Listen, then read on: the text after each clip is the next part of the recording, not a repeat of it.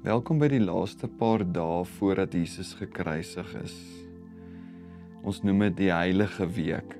Nou hierdie week se begeleide gebede gaan fokus op wat Jesus ervaar het in sy laaste oomblikke. Ek wil jou nooi, maak jou hart oop en jou gedagtes oop vir die Here se teenwoordigheid. Vandag fokus ons op een van die mees kragtigste oomblikke in die wêreld se geskiedenis.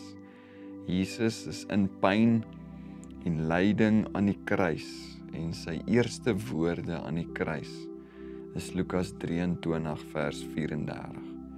Vader, vergeef hulle, want hulle weet nie wat hulle doen nie. Vader, vergeef hulle, want hulle weet nie wat hulle doen nie. Dink vir 'n oomblik hieraan. Selfs in sy diepste lyding was Jesus se eerste gedagtes nie aan homself nie. Dit is nie selfgerig nie, maar aan vergifnis vir die wat hom seer gemaak het.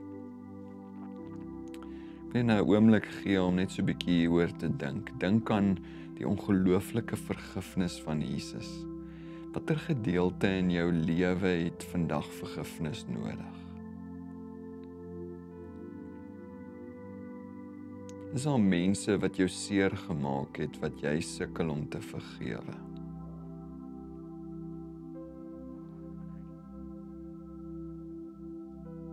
Is daar dalk plekke in jou lewe wat jy jouself moet vergewe?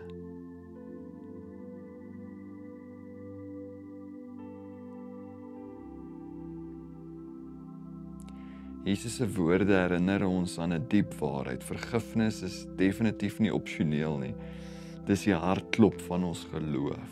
En die goeie nuus is dat hierdie vergifnis nie net vir ander mense is nie, maar dis ook vir jou. Spreek nou hierdie woorde as dit moontlik is hardop of andersins net sag in jou hart. Ek is vergewe deur die bloed van Jesus.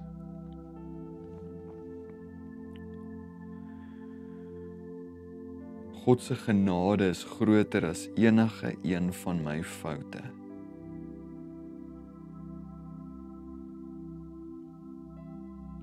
Ek kies vandag om vry te lewe in God se vergifnis.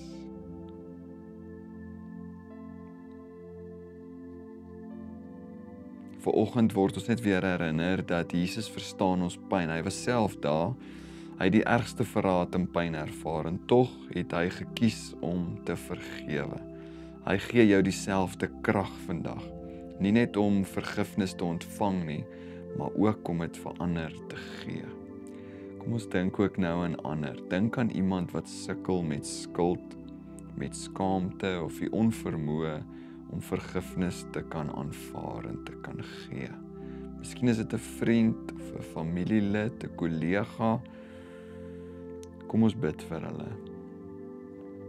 Hemelse Vader, ek dink nou aan hierdie persoon, spesifieke persoon vandag, wat sukkel om vergifnis te aanvaar, of dalk sukkel om vergifnis te gee.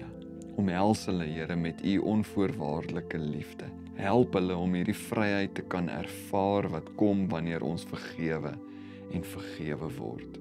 Breek die ketTINGS, Here, van bitterheid en woede en skuld wat hulle probeer vashou en terughou. Ons bid vir hulle in Jesus naam.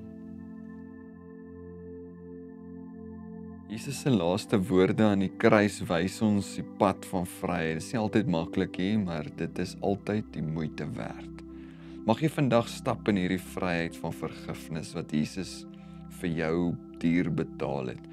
Mag jy genade aan jouself gee, genade aan ander kan uitdeel en mag jy onthou dat jy oneindig geliefd is deur die een wat gesê het, Vader, vergeef hulle.